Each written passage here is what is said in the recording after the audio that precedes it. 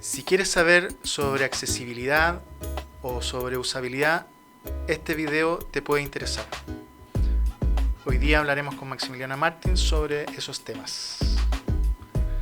Vamos con eso.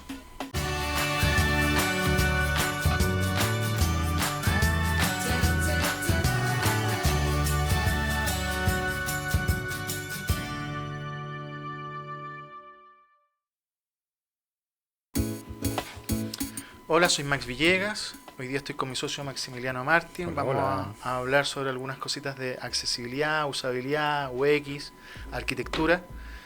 Y lo primero es saber cómo estáis tú. De Te vuelta, devuelvo la po. pregunta. De vuelta estoy. De vuelta, sí, pues bienvenido. Aprovechamos Sí, de... después de una pausa extendida. Ujú. Bien, pues bien entusiasmado. Comparto con los sentimientos de agradecimiento que planteé en el capítulo pasado, el hecho de estar haciendo esto, lo mismo que conversábamos ahora recién de ya ir en el cuarto, estar súper empilado, ir mejorando el sonido, ir mejorando el- la producción de esta instancia es súper relevante. Y Bueno, otro punto que es como un poco tras bambalinas, todo el tema de la repercusión que tiene esto, que es súper acotado y puede servir también para ir transparentando que, por ejemplo, ir subiendo de un seguidor a un seguidor y ver que uno de los videos te suma 12 seguidores, otro te suma 5, a la semana tiene tantas estadísticas que te indican más o menos una proyección hacia las metas que uno se ha fijado. Es como ir tomando el sartén por el mango y poder decir, ok, ¿sabes qué? Esto está resultando, esto está avanzando y desde ese punto de vista, súper entretenido además. no, además, pues, y sentir la presión también, pues yo ayer sentía la presión de tener que grabar de nuevo. Ok, vamos a lo nuestro, que el tiempo se ha acotado. Eh, Nada, te decía en la preparación un poco que la primera pregunta iba a ser cómo has visto tú estos años, tú ejerces esta profesión con matices más, matices menos, hablando de los sabores de los que hablábamos con Rods en el primer capítulo. ¿Cómo sientes tú que ha ido evolucionando la industria desde el 2000 a la fecha, digamos? Claro, pues literalmente desde el 2000 que estoy en esto y pasé por diseño visual, empecé a meterme en arquitectura, coordinación de equipo, una vasta experiencia como tú también. Y desde esa perspectiva yo creo que hay un hilo conductor en todo esto que es algo que no va cambiando mucho, que tiene que ver mucho con nuestro caballo de batalla, que tiene que ver con la relevancia que le damos a los usuarios. Eh, y en torno a estos usuarios es donde eh, van evolucionando y modificando las técnicas, las tendencias, algunas modas en algún momento. Eh, yo creo que ha avanzado increíblemente, sobre todo estos últimos años. Bueno, es particularmente una particularidad de la tecnología, que empieza a duplicarse los tiempos de avance, o a cortarse, mejor dicho. Y desde esa perspectiva es como muy entretenido, un desafío constante. Siempre estar viendo que se puede ir mejorando. Yo también me considero un optimizador, me gusta estar solucionando cosas y Pero yendo un poquito más al contexto, por ejemplo, eh, o has visto algún cambio o has provocado o generado algún cambio, por ejemplo, o cómo lo has visto tú que interactúas con más personas del mundillo que yo, digamos? ujú, Sobre, por ejemplo, cómo hacer un car sorting, cómo hacer... En algún momento nosotros empezamos a trabajar como la definición de objetivo, lo que tú te llamabas el FOB. sí. Yo después con el tiempo empezamos a ver que eso fue una práctica que más o menos se empezó a extender. Ujú. Es interesante tener una perspectiva de cómo se va adaptando, cómo uno va definiendo ciertas cosas o adaptando o adoptando también buenas prácticas Sí, de porque la... lo del FOB también hay un mérito, no sé si no es la palabra a lo mejor correcta, pero hay un pequeño robo intelectual tal vez a lo que hacíamos con Pablo, Sí, po, con sí, Paulo, po, perdón, sí, con Pablo Saavedra. Con Pablo Saavedra cuando trabajó con nosotros. eh, eh, esta sistematización que nosotros empezamos a replicar y aplicar constantemente,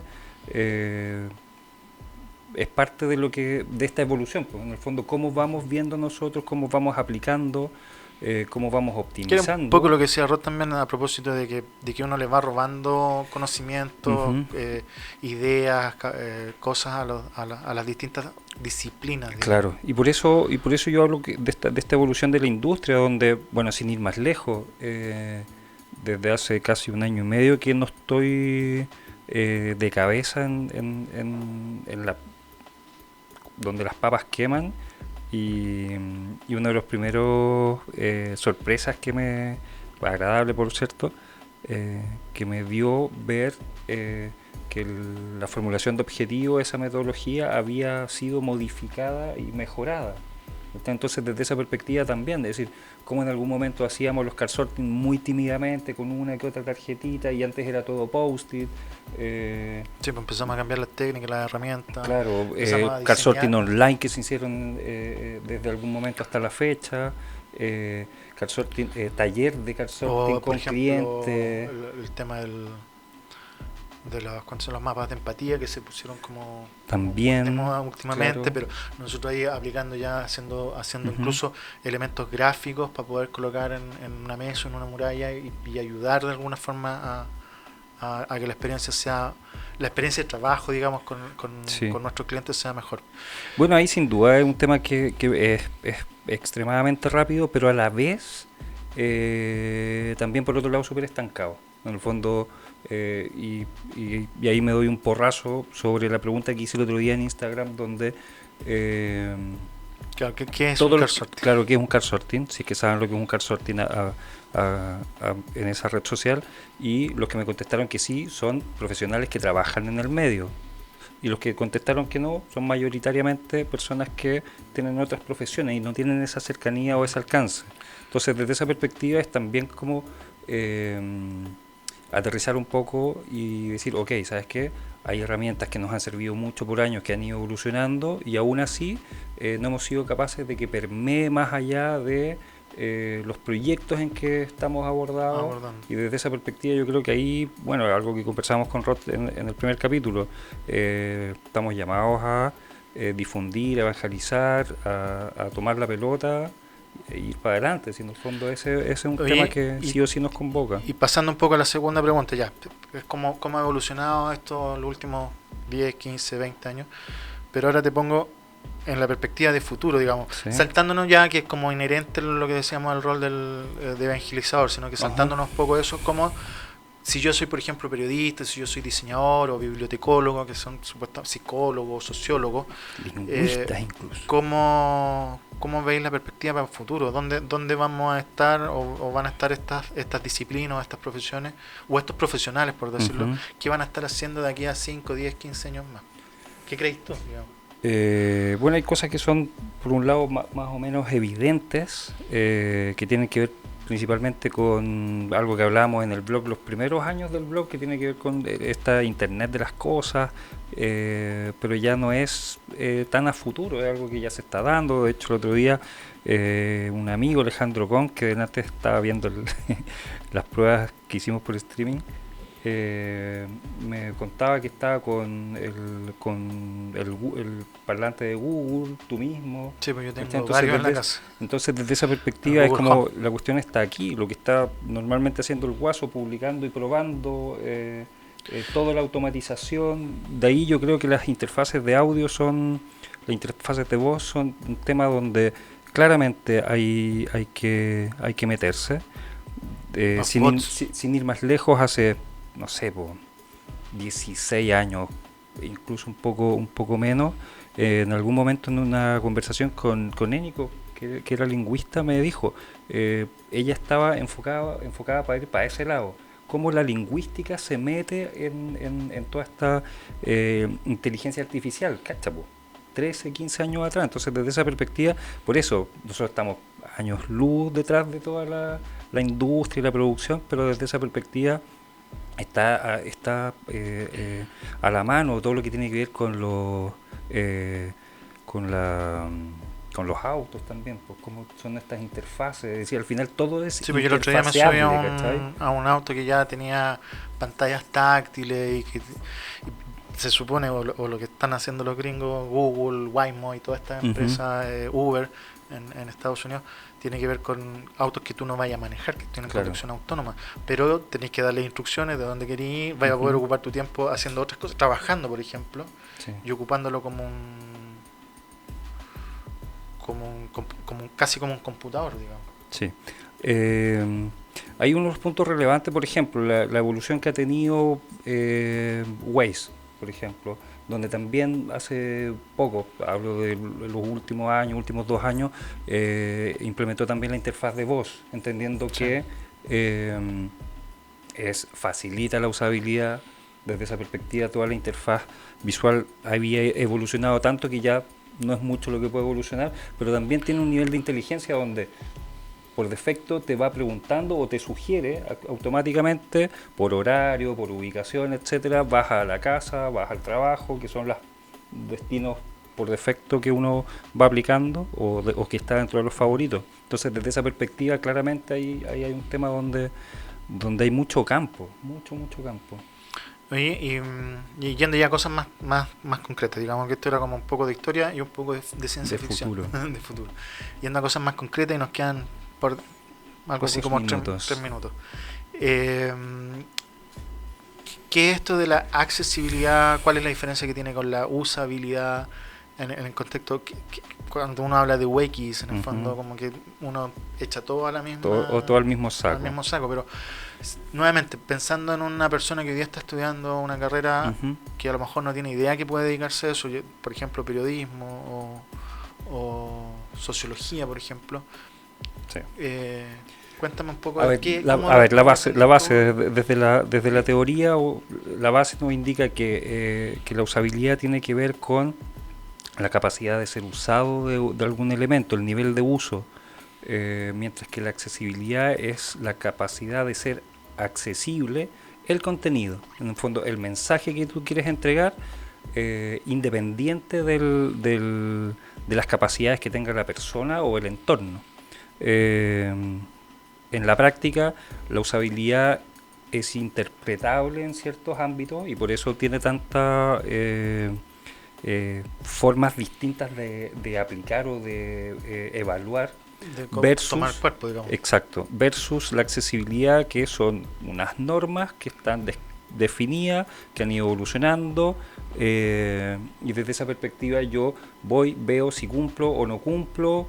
Hay un test Es medible. es medible, Y es la usabilidad, automático, no. es interpretable. Interpretar. Entonces, desde esa perspectiva es donde todo lo que es usable no necesariamente es accesible, todo lo que es accesible sí debería ser usable. Oye, ¿y cómo? No, yo he sido testigo de eso, digamos. ¿Cómo ha sido la... De repente llegan esos clientes, se me apagó eso. De repente llegan esos clientes y te dicen, oye, quiero accesibilidad para mi Sí, sitio.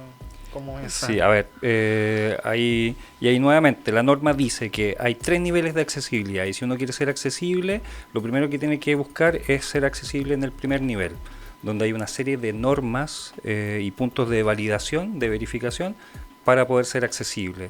Eh, y desde esa perspectiva no solamente tiene que ver con la web, sino que los documentos que estén adjuntos, PDFs accesibles, tipo de contenido accesible, ahí ya no es el programador el que tiene que ver velar por ese cumplimiento, sino que los periodistas que crean ese contenido o el diseñador que valide con las fórmulas de contraste, de tamaños, Sí, etcétera. pero yo lo que voy, me quedan 30 segundos, Ujú.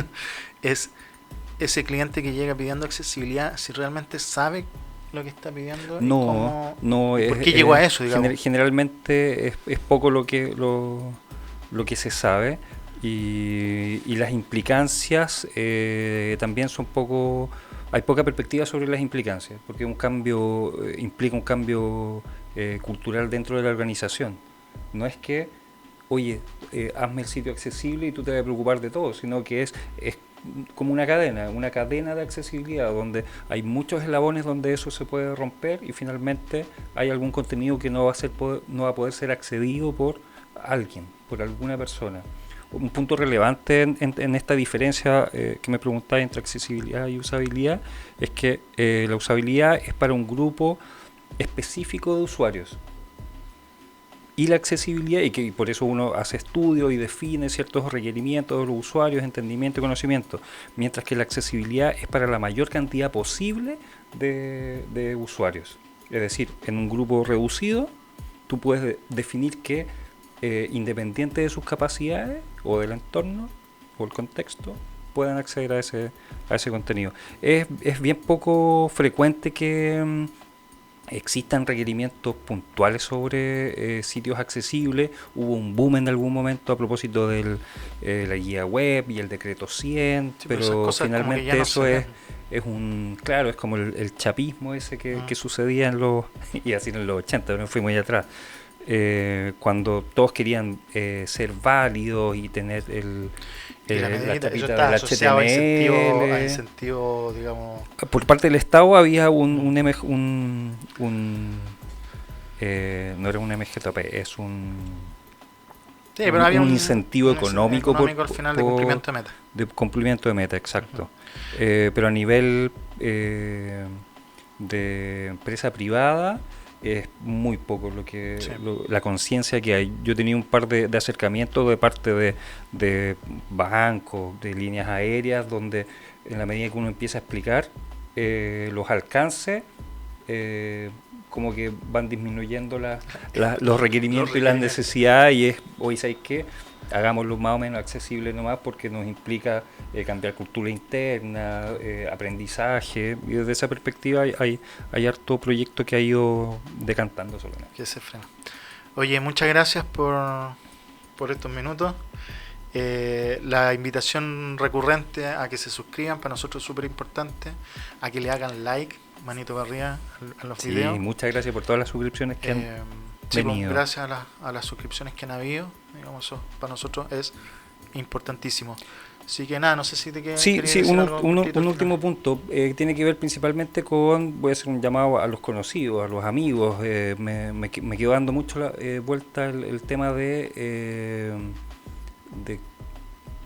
el 77% de personas, de amigos que contestaron que no sabían lo que era un car sorting. Es algo que voy a recoger ese guante y voy a hacer alguna otra cosa para poder ir explicándolo. Y las temáticas que no entiendan o las dudas, si me lo comentan por interno, si me lo comentan directamente en el sitio, perfecto, ahí estamos para poder difundir esto un poco más, porque sea más entendible. Perfecto. Cerramos el ciclo final de esto. O sea, este era el primer ciclo que queríamos hacer. Eran 4 videos que nos habíamos propuesto como meta. Llegamos. Check. Muchas gracias. Y esperamos tenernos la próxima semana. Saludos. Adiós.